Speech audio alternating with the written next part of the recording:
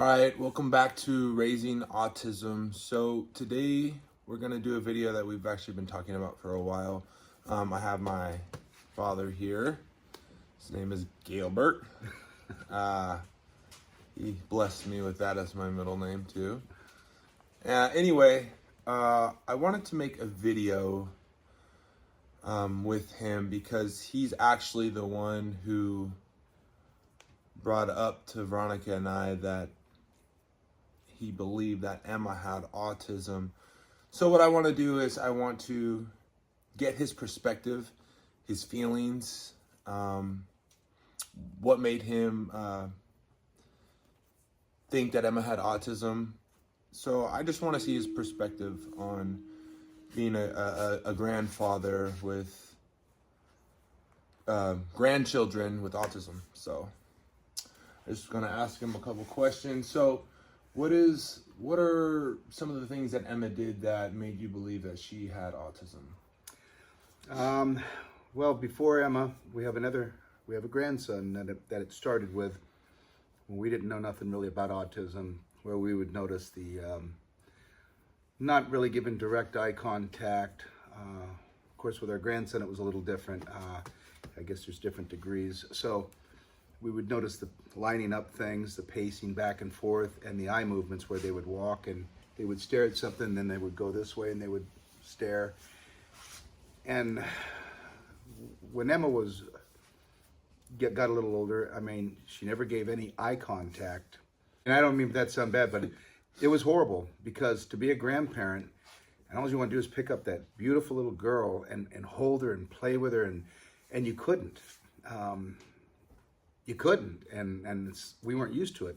Our grandson was the opposite. He would be a big love bug. You know, he'd sit there and you could play with him, and he would give eye contact. But his autism is, I think, on a different level than, well, there's a different level. I mean, I don't know a lot of, you know, what spectrums are or what degrees they are, but with Emma, it was really hard because with our grandson, we could pick him up and love on him, and it was like we were used to that with the grandkids. But Emma was the first grandchild, and she's so adorable and cute. All you want to do is pick her up and hold her and throw her up in the air and love on her, and you can't. I mean, you couldn't. Yeah, it seems like Emma. So my dad, all the grandchildren really love my dad because he wrestles and he plays. So Emma plays hard to get with him. But the thing is Emma is very affectionate, but only with people she's around all the time. So if Emma was even here for like 3 days, now that she's older, of course, not when she was younger. She was, I mean, with us, he's different. But now that she's getting older, she's warming up faster to him. Oh, yeah. But yeah, she plays hard to get with everybody apart from Veronica and I, obviously. She does. She for a long time it was almost like walking in a cloud. Yeah. She was void. No matter if we'd call her or whatever, she just walked right by you like she couldn't hear you or see you. Yeah. But we knew that wasn't the case. But it just wasn't clicking. So we were really concerned that she would, you know, be severe. And I since she's, and I don't know if it's a coincidence or what, but since she's been doing the broccoli sprouts. You know what is that? What is the name? Do you know the name of it? Of the study? Or of the broccoli sprouts? I mean, I guess you can call it broccoli sprouts. Doesn't it have like a name? Or, well, that's, long name yeah, well, it is broccoli sprouts. The one that was done through the university, we bought that exact one that they used because the results were, I mean, honestly, nothing short of incredible. The difference it made. When you read the study, they took children that wouldn't shake your hand or give you eye contact or be able to say hello, and within several weeks to several months, they were given high fives and hugs and looking you in the eye. And it's like, how is it possible that something as simple as broccoli sprouts would make such a difference? And to me, honestly, it doesn't really matter, because you have no reason not to try it, because it's not bad for them no matter what. It's not like giving them some chemicals. So giving them broccoli sprouts is just kind of a no-brainer. And since that has happened, and it could be coincidence, till now, it's unbelievable, because today, for the first time in my life, she walked up to me and put her arms around my neck, and she was kissing on me, and I'm playing, and she's laughing, and she did the same to my father, her papa, and it's pretty incredible. I mean, coincidence or not, I really don't believe in coincidences. Yeah. So yeah, it seems as though it works pretty good. Now, I obviously I can't make a definitive statement because all children with autism, they vary so differently. They say that there's no two children alike with autism. So I wouldn't make a definitive statement. I don't think he would either, only because we don't know enough about it. But like you said, it doesn't hurt to try. It's broccoli sprouts. I mean, if anything, it's healthy, right? It can't hurt. So, and to read the study, because when you read the study and you follow it, and I'm sure you could put the name later or whatever, but it's remarkable. It's I mean, it's something. It's better than not trying anything, and that's the irritating part, is a lot of people don't even want to try certain things. They just get her to communicate, and to give eye contact is huge. So I've been thinking about this question I wanted to ask him. This could be a little this is a kind of a hot question to ask, but because you're an older generation, and it seems as though when you were raised there wasn't that many kids with autism, I wanted to ask you, what do you think, what's going on in the world? Why is there more children with autism? Why does it seem as though there's more children with autism all this sudden and more progressively? Yeah, the only thing I can do, obviously, is speculate. Yeah, that's what I mean. But, and I know that's a controversial question, and it's just to each his own. You know, it's just his opinion. But I'm curious, just being an older generation. Yeah, just my opinion, because I can say that, you know, there might not have been as much awareness when I was having kids, you know, when you were younger. But you didn't see the autism like you do today. I mean, the percentages were so low compared to now. I mean, for grandparents to have 2 autistic kids in their family, that's, I mean, I don't want to say it should be near impossible, but, you know, it would seem it should be near impossible. But when I was younger, whether when we were kids or when I started having kids, you know, doing them, you know, raising them, you didn't see this, and I've never had to deal with it. And I got to take my hat off to all the parents and the grandparents that do, because the emotions for me is the kids don't know. They're autistic. They're running around, and a lot of them are just as happy as can be, and others have temper tantrums. But it's the parents and the grandparents and the siblings that, you know, they're frustrated, saying, I want to hold that child. I want that child to be able to look me in the eyes, or I want, if something happens to me, is my child going to be able to go out there and be okay when I'm gone? And that's got to be hard for you guys. I mean, for all parents. And if not, you have to have a backup plan. So this is a problem, but you know. So for parents who are in the process of finding out their child has autism, what would you say to those parents who are just now like questioning it, watching this video, maybe in hopes that they, you know, can see if maybe their child has autism?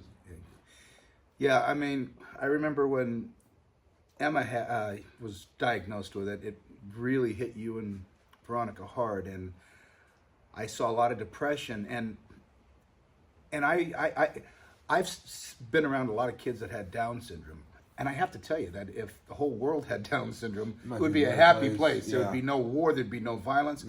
So I have 2 different views of that. It's like, we think, oh, I feel bad for them. Well, you know what? They should feel bad for us. Right. Because we're the ones that aren't innocent. But the parents that are just, is it going to be hard? It's going to be hard. But you know what? Be just as proud of them. Right. You know, because you didn't do anything wrong. It's, at least as far as science knows, we don't know none of that. And I don't believe that's what it is, because it's always been around, I think, but just not to this extent. But Right. I don't know. If I was a new parent just finding out, I would go all the way and get all the help I could get for my child, because the more they can communicate, the better off they're going to be in the future. And if you can get them to be able to be independent, because you're going to die someday, and you have to think about that. What's going to happen to my child, especially if there's no siblings? And even if you have a sibling, are they willing to take care of, their brother or their sister for the rest of their life? That's a big thing to ask. But, as you and Veronica get older, you'll be there, and you got to have a plan in place. I think, to me, that's why I would push so hard to make sure that Emma or any other child was, could be independent. Right. And if you're just finding out that your child might be autistic, go all the way with it, and just pray about it, and be content. Yeah. Because, it could be a lot worse. Yeah, it's a hard to be content.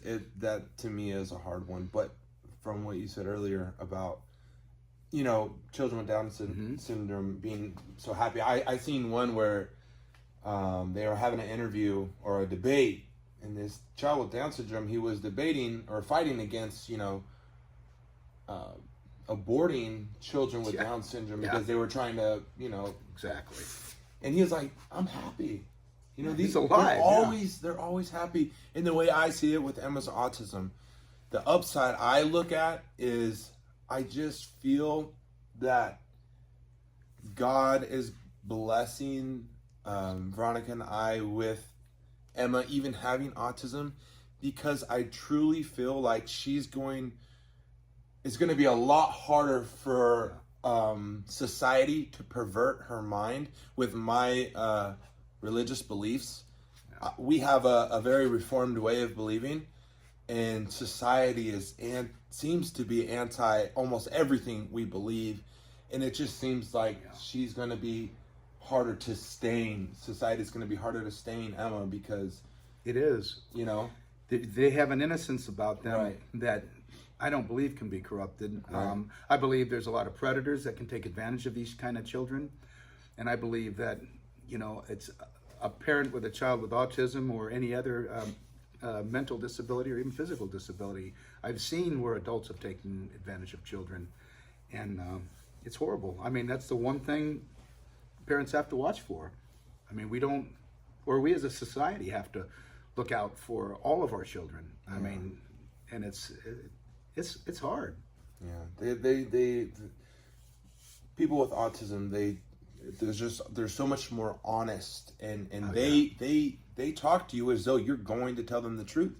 So that's why they take everything so literal, which it should be that way. If everything was that way, the world would be a better place. So absolutely, it's almost true to say if more people had autism, maybe the world would be a better place. I know that might irk some people, but think about it. I just think that if your child, no matter what your child has, count it as a blessing, because there's always a child out there that's got it way worse than you, and some of them don't even have disabilities. They just have parents that don't care. And just so be there for your child. That's the most important. Give thanks to God that you have that child, no matter what their condition. Exactly. If anyone watching has questions for my dad, we can always do a part 2. So if you guys want, you could leave questions in the comment section, and we can do a part 2 if that is something you guys would like to hear his perspective on whatever, regards to autism or parenting or whatever. Because he has a lot of views that you may not agree with, but they're still good. Absolutely. Most people don't agree with me. Even my wife don't agree with me. But I would really encourage every single person out there to start following the studies that John Hopkins has done on autism. And you have nothing to lose, about a half an hour's worth of reading, maybe $20 or $30 from Amazon to buy the exact same product. And I see a difference, and I don't believe in coincidences. I believe our prayers are answered, and I believe that John Hopkins and other universities, and they're doing things to try to help. And it's a very cheap way. It's not like they're making any money doing this. So it's free to read it. I just encourage you to do that. Yeah. So. Yeah, and another thing I want to say before we end this is, if you are just finding out your child has autism, I know how you feel. And there's a lot of weight on you, a lot of, whether it be guilt, because that's what I felt, guilt, because I thought maybe it was all the stuff I did in my past. The best way to deal with your emotions and your feelings is to pray to God, Absolutely. to Jesus, and ask him to help you with this process, because it is a lot and it's not easy. Before Veronica and I make big decisions, we always pray about it first, because we always go astray. It seems like before we pray, we always take the wrong turn and we do something that just does not work out. But I promise you, every time we've prayed before we've made a decision, it has always worked out to the best. The only things that still maintain in our life that we still have are things that we actually prayed about. So I would definitely encourage anybody. I know a lot of people, their views are not the same as mine, but. And the only other thing I would honestly say to people is, look at your children, look at their innocence, and you know what? Soak it up, because as you look around the world, you don't see too much innocence anymore. So you can have innocence right in your own little home, enjoy it, you know, and just take it all in. Yeah. All right, well, I don't know, we're hitting the 20-minute mark, so whoever stayed that long, good job. Leave comments, like and subscribe. We would greatly appreciate it. All right, God bless. God bless.